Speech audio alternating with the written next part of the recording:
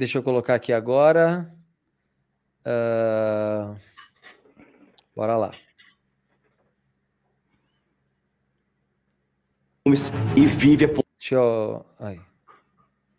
Conhece o deputado Nicolas Ferreira, o bolsonarista que grita contra o sistema, faz vídeos apelando para moral e bons costumes e vive apontando o dedo. Mas o que você talvez não saiba é que em 2024, Nicolas destinou emendas multimilionárias para uma cidadezinha específica em Minas Gerais. Por quê? Porque lá o seu tio, Enéas Fernandes, era secretário municipal e pré-candidato a prefeito. Coincidência? Espera que piore. O filho de Enéas, primo de Nicolas, acaba de ser preso por tráfico internacional de drogas. Foi flagrado com 30 quilos de droga no seu carro. 30 quilos, gente, não era para consumo, né? Agora, imagine só se fosse o Lula, mandando milhões da verba da educação para uma ONG do seu tio. E depois descobrissem que o primo tá no tráfico internacional. Ia ser capa na Veja, Globo News especial, plantão da Jovem Pan e, claro, vídeo do Nicolas chorando no plenário. Mas quando é do lado de lá, silêncio. Ninguém fala nada. E tem mais. Nicolas nasceu na Cabana do Pai Tomás, comunidade aqui de Belo Horizonte. E desde que virou deputado,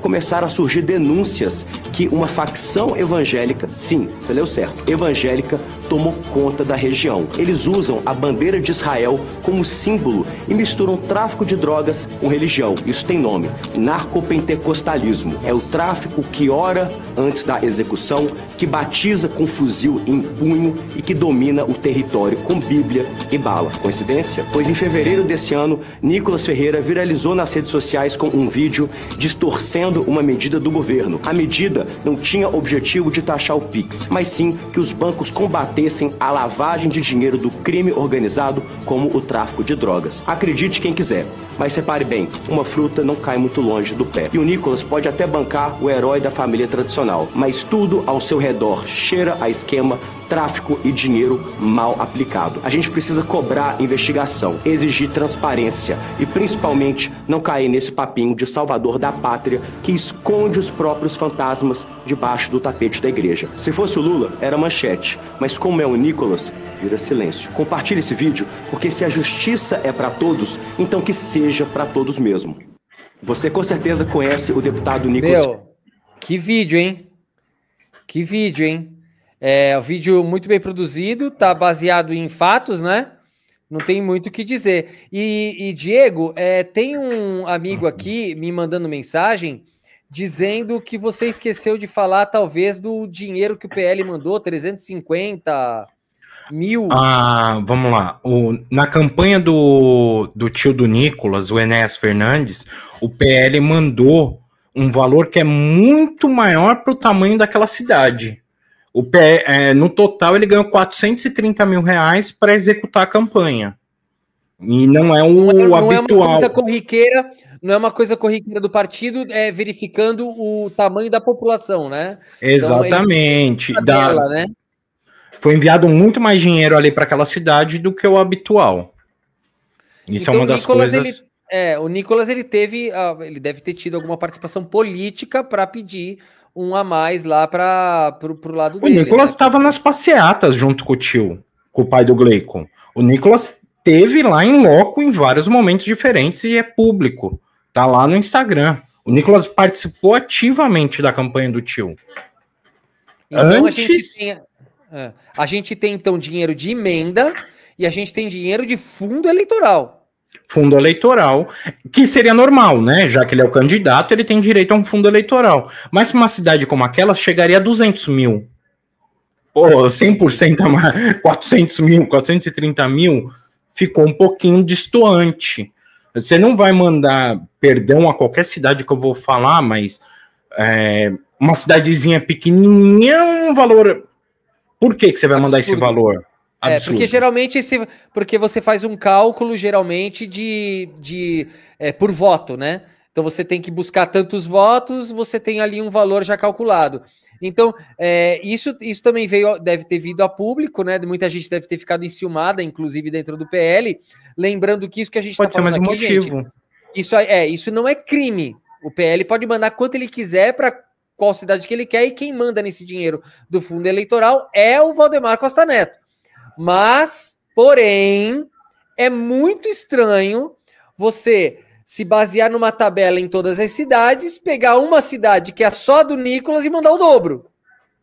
Porque, né, uma cidade do tio do Nicolas, mandar o dobro. Assim como foram as emendas parlamentares, que ele concentrou muita emenda lá também, né? Fora do normal, vamos dizer assim, poderíamos dizer. Sim, muito também. Fora do normal. Ele mandou 40% de todas as emendas dele para essa cidade, onde as emendas ficou quase R$14,22 por habitante. E aí uma cidade como Uberaba, Juiz de Fora, não chegou nem a R$1. Olha a discrepância. R$14 para Nova Serrana, R$1 ele mandou para Uberaba, para Juiz de Fora. Ele tá tentando montar o Dubai de Minas, né? Ali, né? É só uma cidade que vai destoar totalmente. Exatamente. Ou seja, então você vê que essa cidade era um reduto muito importante para o Nicolas, por conta que ele. Isso eu questiono. Será um tráfico de influência para tentar o tio ser prefeito na época? O pai desse Gleico que foi preso aí com 30 quilos de droga? É algo ali que o Nicolas olhava e estava dentro. Então envolve ele politicamente. Eu vou dar uma outra questão. Desculpe, pode. Não, eu que peço desculpa, eu que peço perdão, desculpa. Eu ia dar uma outra, uma visão de uma outra perspectiva. Olha só, geralmente as emendas parlamentares, elas são utilizadas para saciar ou para você conquistar votos na região, para as pessoas entenderem que aquela região é importante para aquele deputado. Então você secciona, né? Você divide a emenda em vários pedacinhos para atingir várias cidades. O Nicolas, ele não depende de emenda para se eleger. É simplesmente as mentiras dele de internet. Por isso que ele consegue pegar 40% e enviar para o tio. Não, para o tio, entre aspas, né? Para a cidade do tio. Mas, assim, é um negócio assim, também que dá para ver que é bem ruim, né? Do ponto de vista que o Nicolas nem das emendas está precisando, né? Ele está se elegendo aí na base da internet e ele aproveita que não necessita de fazer essa utilização das verbas para sua própria candidatura e fortalece a candidatura de outro, né? Em que você disse que tem vídeos, inclusive, desse tio dele fazendo campanha dizendo que o sobrinho dele enviou um monte de emenda para lá, né? Porque na época, o que acontece? O prefeito era do MDB, o tio era secretário de obras, a parte do SUS lá foi interditada. O tio era o responsável pela assinar os documentos de interdição desses hospitais, então assinar tudo. Tá? O tio era um funcionário de carreira já da prefeitura. Aí, suposição, uma hipótese...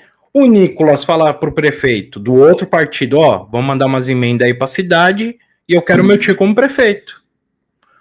Eu pego aquela fala taquigráfica lá na Câmara dos Deputados, do Lincoln falando do prefeito e do tio, que era...